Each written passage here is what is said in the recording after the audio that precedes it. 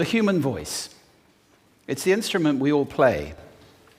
It's the most powerful sound in the world, probably. It's the only one that can start a war or say, I love you. And yet many people have the experience that when they speak, people don't listen to them. Why is that? How can we speak powerfully to make change in the world? Since you've become known as an expert on speaking and sound and the actual sound of your voice, there's a lot of pressure on the sound of your voice. And of course, today you're interviewing me on a day when I've got a croaky voice, which happens to the best of us.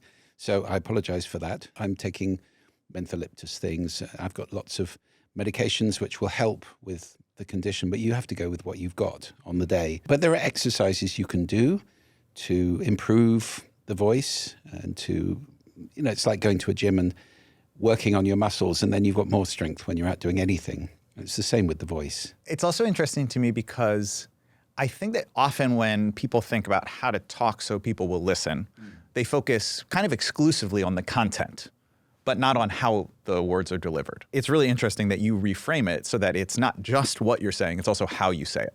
Both are really important. I asked that question to Chris Anderson, actually, for my book, How to Be Heard. I interviewed him and I said exactly that. Which is more important, Chris? And he said, if I had to choose, they're both important. If I had to choose, it's actually content, because I will listen to somebody delivering really important or weighty information in a boring way. I'll stay with them. But if somebody is speaking nonsense brilliantly, it's just irritating. So that's true. Nevertheless, it is very frustrating if somebody's giving you a really big gift and doing it badly, Yeah. And I always say one of the greatest visualizations when you go on stage to give a talk is that you're giving a gift. Imagine that you're giving a 6-year-old a wonderful present, and how you feel at that moment. You have a big smile on your face, you're happy, you're excited. That's how you feel when you're going on stage to give the gift of whatever it is you're going to say to people. That's a wonderful way to be.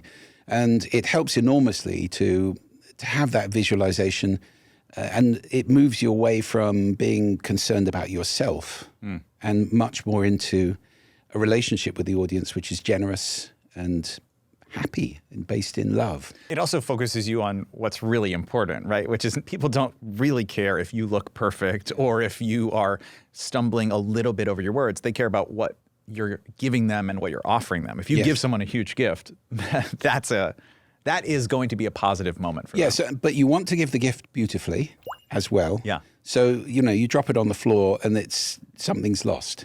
So it's just the same with the delivery. Yes, you've got a wonderful thing to give them, but you want to give it in an elegant and beautiful way, the way that's going to get it received in the best possible way. So delivery is very important as well as content. You can't just have one of them. You need to have both. You go travel all over the world giving talks in front of hundreds and thousands of people. So you're very unusual in that you talk in this professional way. But for a regular person, I think probably the most common times when they'll have to give some sort of public talk are a presentation at work, or maybe they give a speech at like a wedding or a party. Yeah. Are there other moments that people ask you about a lot? Actually, one-to-ones, when it's somebody that they find a bit intimidating, for example, or they don't feel heard, they don't feel that somebody's listening to them.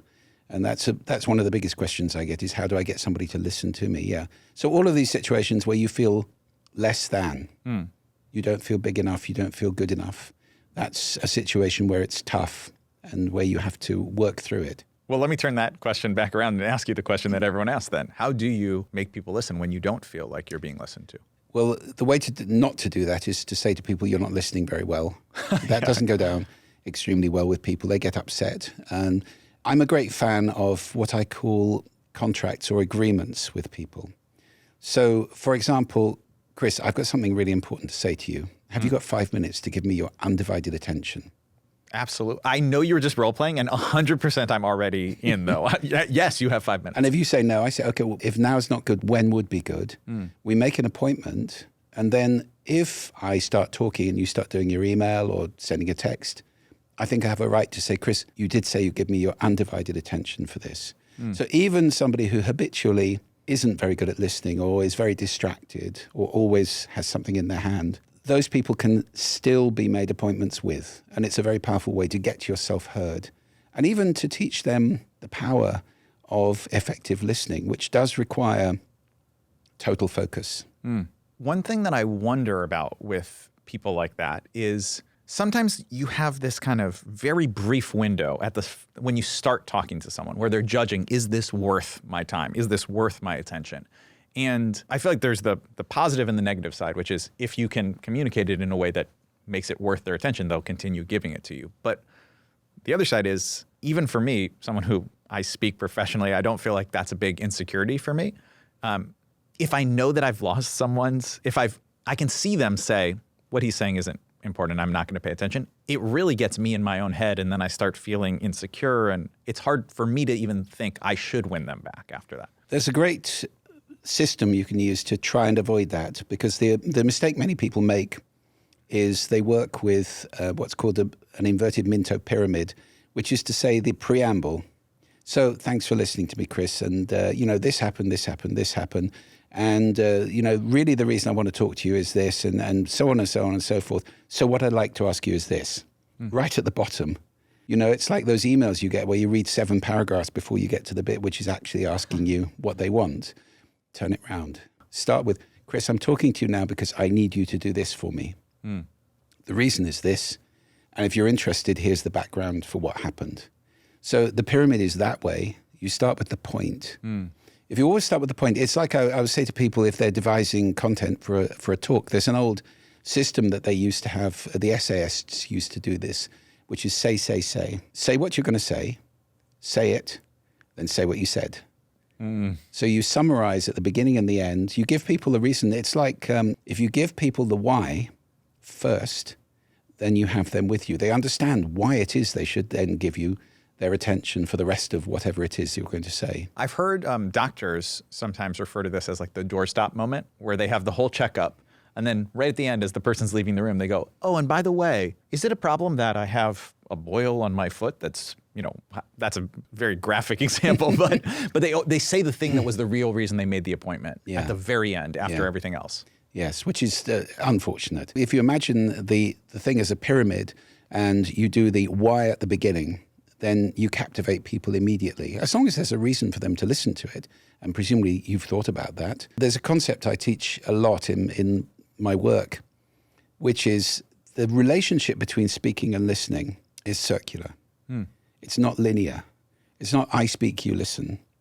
There is this circle going on all the time, because the way I speak affects the way you listen. And the way you listen affects the way I speak, as you just said. If you feel somebody's attention wandering, you start getting nervous and having to work harder, and pressure mounts.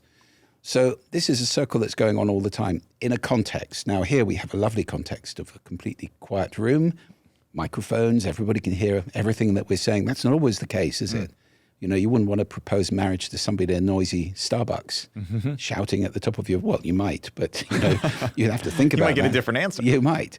So we need to be conscious also of the context around us and try and optimize that. So that's about listening to the sound around us. Is this the best sound it could be?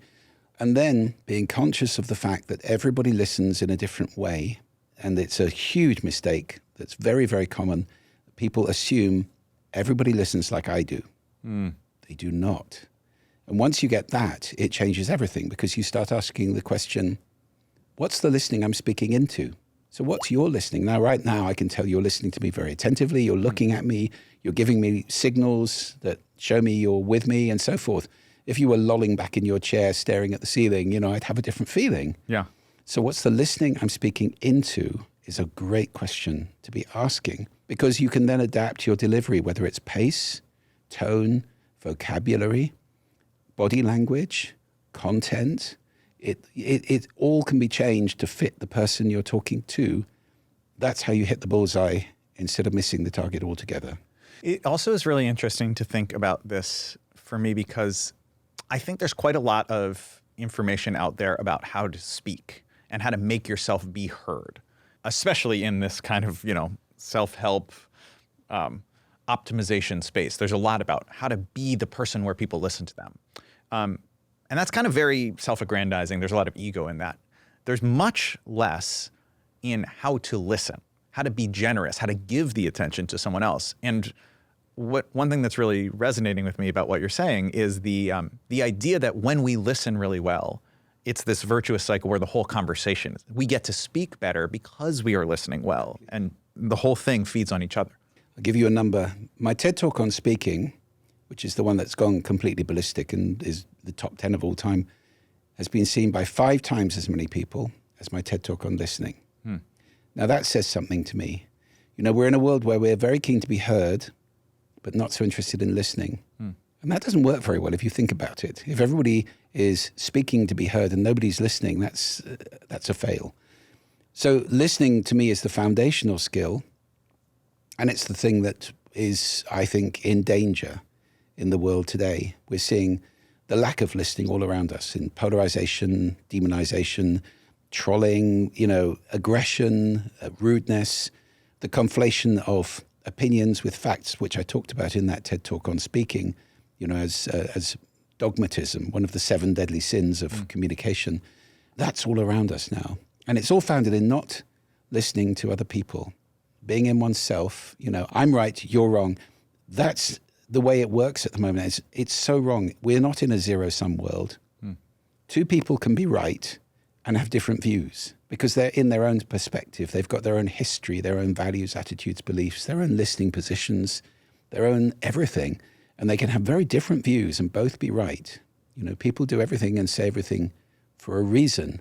And once we start to accept that and listen to understand other people, that's a different world. And that's the world I want to try and generate. That's why my focus, my whole purpose in the world now is to generate listening. Let me just ask you this, which is,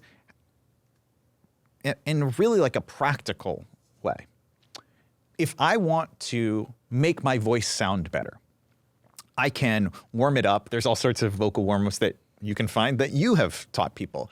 I can drink hot tea. I can do all these things that make my voice sound better.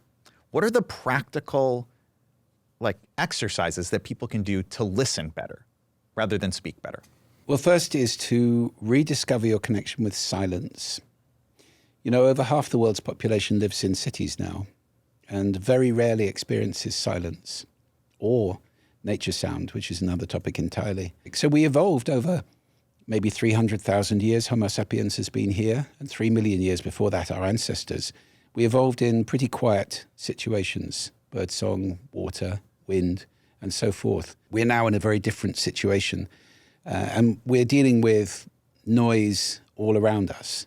So it's very difficult for us to listen because we become numb, and silence is the baseline. There are different qualities of silence. I could go on about silence for a long time. Silence is amazing. It is a sound, and it's a very important sound.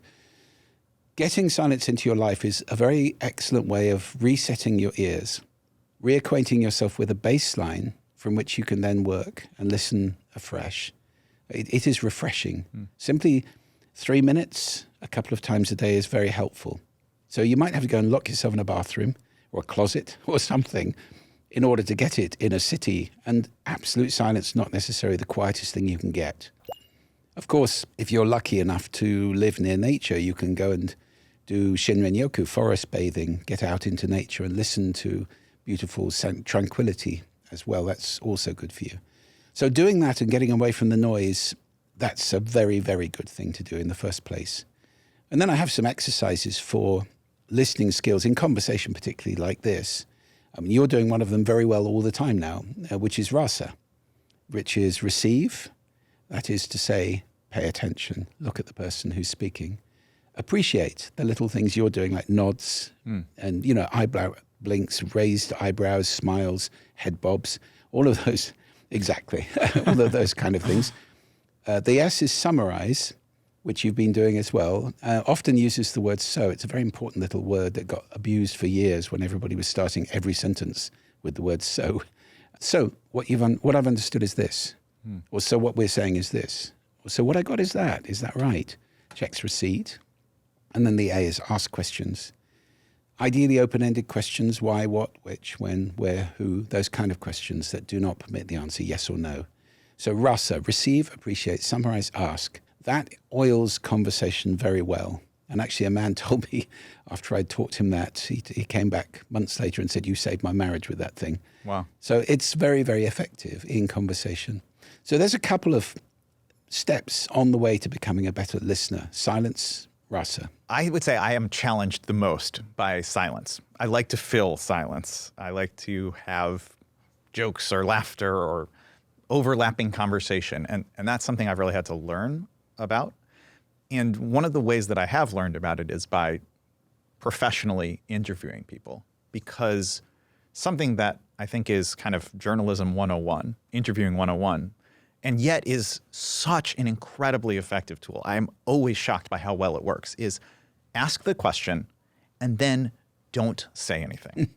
Even if they don't answer right away, let them fill the silence. It's always interesting. If you just fight, I have to really fight my urge to ask you a question and then clarify. If I just keep it quiet, it's incredible how something else will come up in there. Another thing that strikes me about silence is in your book, Sound Effects, you have 4 sections, and one of the sections is silence. That is just as important as nature sounds as in these other big types of noise. And yet I think many of us don't often think of silence as that powerful or something that we need to listen for. It is so powerful. You know, in your job, as you just said to me, if you ask a question, shut up and let the person, even if you have to wait. That's not the only situation in which silence is very effective. Salespeople. The research I've just seen recently shows that most salespeople speak 65% of a call and listen 35%. It's the wrong way round. In fact, the sweet spot for closing is to reverse that entirely, listen 65% and speak 35%. And any great salesperson would tell you the most important part of the conversation is listening. And if you're closing in a sales conversation, you ask the question and do not say anything for the longest time you can. It can get very uncomfortable. You might have to hold your leg like this and just sit waiting. But if you do that, the result is always that the person will come back with some sort of question that you can answer. So it's really important. And the biggest mistake I see with people on stage is gabbling, is filling every moment. That's where the you knows, ums, all those fillers come from, is the uncomfortable feeling when there's silence. So, you know, I can do a thing on stage when I'm talking. I can just stop. That's my max right there. That's where I got uncomfortable. So if I'm standing there and I've stopped and I'm not looking uncomfortable or flustered or going red, or, you know, the audience know there's nothing going wrong. And they're going, oh, it's nice, a bit of peace and quiet. What shall I have for lunch? You know, and that's what I'm always thinking, by the way. We all have a little pause. You can stop for the longest time. Really, 3 to 5 seconds is nothing. And silence is such a powerful tool. When you make a really important point, you can say this and then stop and let it settle. And then, you know, the thing will move on.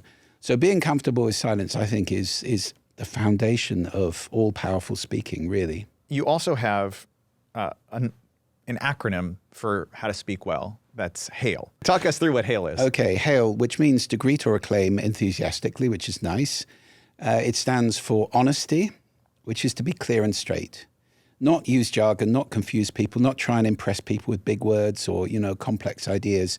Always, what's the listening I'm speaking into?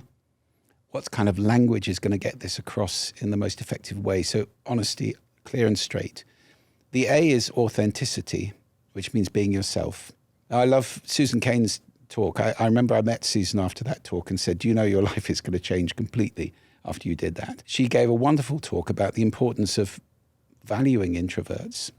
And actually, interestingly, when I'm on the speaking circuit, the vast majority of the professional speakers that I meet are introverts. And I am. We've all learned to go on stage and project and do a job and be comfortable with 1,000 people looking at us. Nevertheless, we're introverts. And being authentic to yourself, I don't go on stage and do all sorts of, you know, running about and whooping and hollering. That's not me. So I'm very still on stage. I'm quiet and I talk in a sort of genuine, sincere way. That's who I am. Pretending to be somebody else, it never really lands. Unless you're an actor or you're doing a part, in which case, brilliant. But if you're talking as yourself, be yourself. You are enough. The I is integrity, which means being your word. If you say it and then you don't do it, people learn that pretty quickly. And your words just evaporate like puddles in the sun. They go. And the L, perhaps surprisingly, is love. And I don't mean romantic love I mean wishing people well. As you walk on stage, we talked earlier about the idea of giving a gift. When I go on stage and if I feel I've got a gift to give people, I'm happy. And I have a little acronym for the moment you're on the spot. It's another four-letter acronym, BESS, which is as you walk to the spot, breathe in, because your voice is just breath, and it's good for nerves as well to do that. Expand your awareness to see the whole room if you can. Take your stance, and there's a great visualization I can give you for that, and smile. Because you're happy, you're going to give a gift, and then you get people smiling back.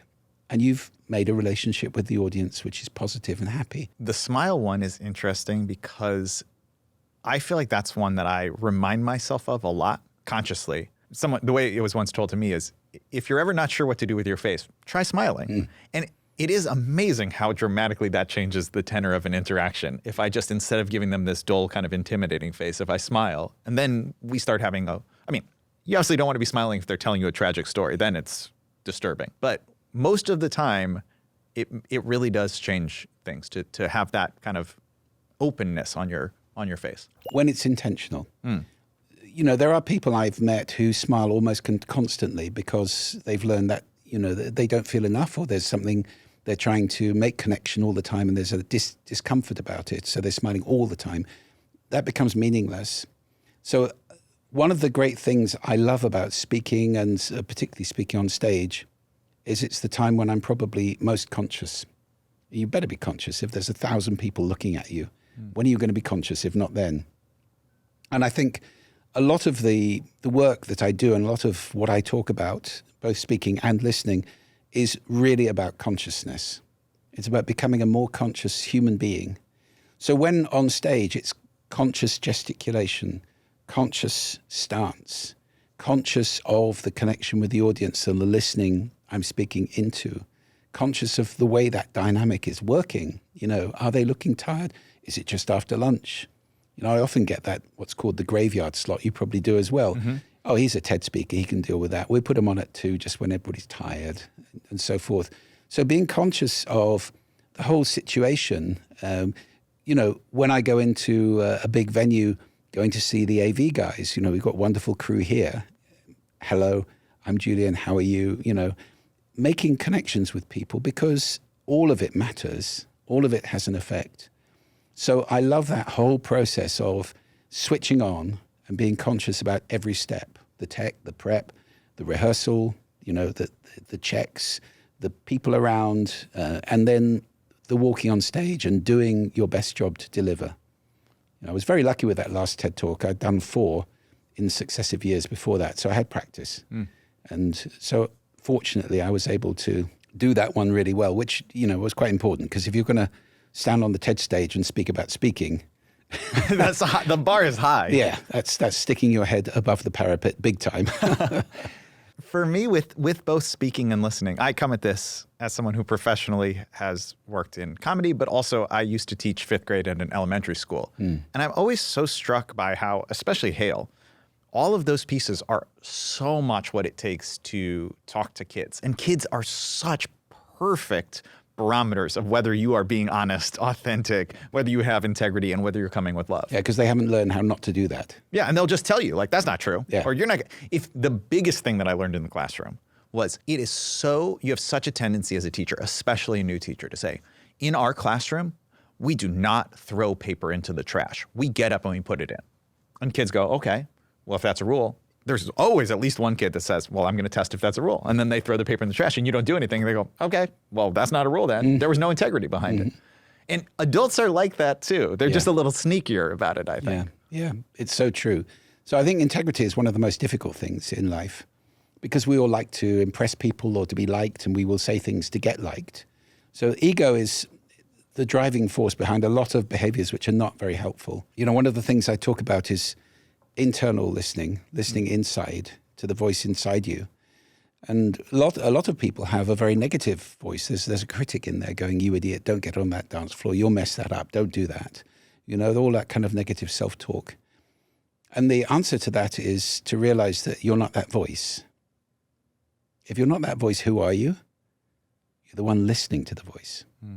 And the voice may be a part of you that's been damaged in the past. It's a fragment which is trying to stop pain from happening again. But if you're the one listening, you're the king or queen on the throne, the jester's coming up and giving you, you can tousle its head and say, thanks, now go away. I'm going to do it anyway. So that kind of awareness of ego, I think, is really important, especially where it comes to integrity and to stopping the mouth from running off and making promises that we can't, writing checks we can't cash. How do you think about humor and laughter as a part of this as well? One of the classic tips that people say is start with a joke, or, and I think that for me is often a shorthand, because when you're standing in front of a room of 1,000 people, or if you're standing in front of a room of 2 people, it's a little hard to know whether you're connected or not. But if they laugh, you instantly have that, well, we must be connected, because there's this feedback immediately. So how do you think about that? Well, it's lovely to do if that's you authentically. So you're a comedian. That's brilliant. I'm not. And I would feel uncomfortable walking on stage with a prepared joke because I probably wouldn't deliver it brilliantly. And there's nothing worse than a joke that falls flat. Yeah, agreed. And the tumbleweed is blowing down the street. Anyway, let's move on. It's not a comfortable moment. So if you feel proficient, if it's really what you do, if you're a funny guy, be a funny guy. If you're not, my style of humor would be more to share what's going on for me in a kind of ironic or gently amusing way, which again makes that connection with the audience. Maybe something's happened on the way there or whatever it may be. Now, I don't do that at the beginning of a talk, because at the beginning of the talk, I want them to get the why. So I don't do small talk. Yeah, hey, it's a bit hot in here, isn't it? Oh, it's great to be with you. I'm really excited to be here in, Vancouver. What a lovely city, isn't it? Do you live here? No, I don't do any of that, because I want them to have the why very, very clearly up front. And in fact, when I'm doing my talks on listening, I walk on stage and just say, listen, and then stop for a long time.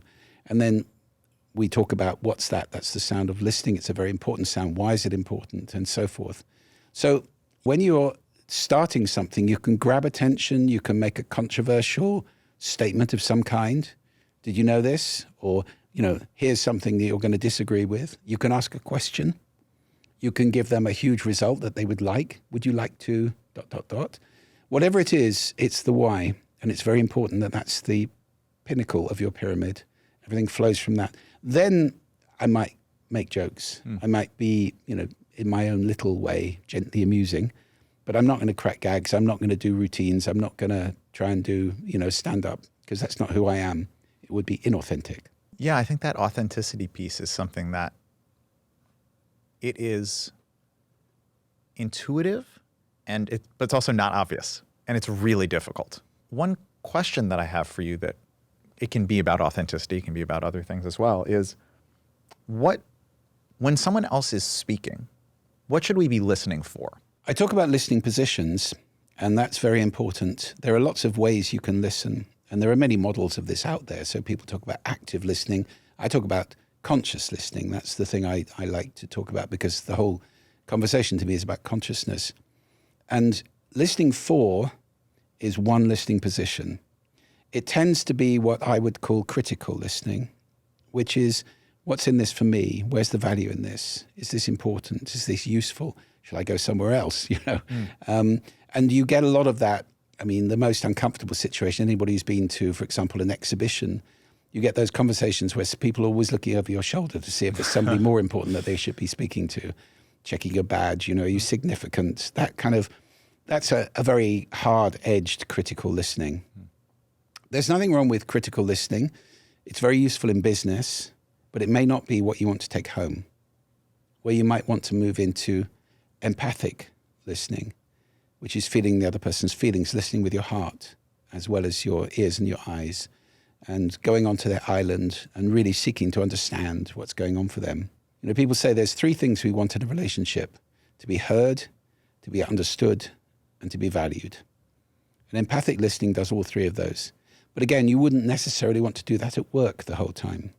Sometimes you have to be hard or discipline people or just be direct. And, empathic listening would not work in the army, for example. In the armed forces, do what you're told. And there's no empathy in that at all. So listening positions, there are many, many, many of them. You can create as many as you like. But the key is to be conscious of where you're listening from. Listening for is very useful sometimes. Listening with, listening out of, for example, faith or fear, or listening that masculine, feminine listening tends to differ quite a lot as well. So there are a lot of different ways of listening. The masculine and feminine listening. I'm not surprised that before you said that it was a man who said, "You saved my marriage with your listening help." I feel like there's definitely a way in which we are socialized as men to be talkers, to be grabbing attention rather than giving attention and paying attention. There are a lot of books about this. And with listening, I talk about male listening tends to be reductive. That is to say, for a point, to solve a problem, to arrive at a given destination. There's a purpose to it. Whereas female listening tends to be more what I call expansive. That is to say, there's no point to get to. There's no destination in mind. It's enjoying the journey with the person you're with, wherever it goes, really. And so if those get confused, you get conversations like she comes home and says, "Oh, darling, I had a terrible day. This happened, this happened, this happened." And he looks up from the football game and says, "Darling, have a bath. It always makes you feel better." Now, in the male world, that's problem solved, back to the football. In the female world, that was not what she was looking for. She was much more looking for, "Darling, sit down, have a glass of wine, tell me all about it." That's expansive listening. So solving a problem can be very useful sometimes, but we need to be conscious of the listening position we're in. And if we can move into the other one, that can be the solution to a lot of "you never listen to me," which is the biggest complaint in relationships. I'm just curious. I want to know 2 rapid fire kind of silly questions. The first one is, what is your favorite sound? Gentle rain on leaves outside the window. And flip side, what is your least favorite sound? What gets under your skin and gives you the creepy crawlies? I think these days it is lots of people talking at loud volume in a very echoey, poorly designed room where I'm trying to listen to somebody and, it's 90 decibels plus of noise going on there. And I'm finding it's called the cocktail effect. It gets worse as you get older. I find that very challenging and also debilitating. Noise does fatigue us, it stresses us. And indeed, if you're in that kind of a situation for lengthy periods of time, it's increasing your risk of heart attack. Teachers work in classrooms which are quite noisy these days. And it may well be they're shortening their lives by working in those classrooms at 65 decibels, which is not that loud. You'd have to raise your voice to be heard, but it's not shouting loud. If that's the noise level day after day, your risk of heart attack is elevated. There's lots of research on this now. So we need to be careful about these things. And the kind of the casual noise, architects don't listen to the buildings they make. I have a TED talk about that as well. And a plea to architects to design with their ears. That is the biggest thing that frustrates me now, is being in poorly designed spaces and just getting assailed by noise. Julian Treasure, thank you so much for making the time to be on the show. It was an absolute pleasure talking to you. It's been my pleasure, Chris. Thank you.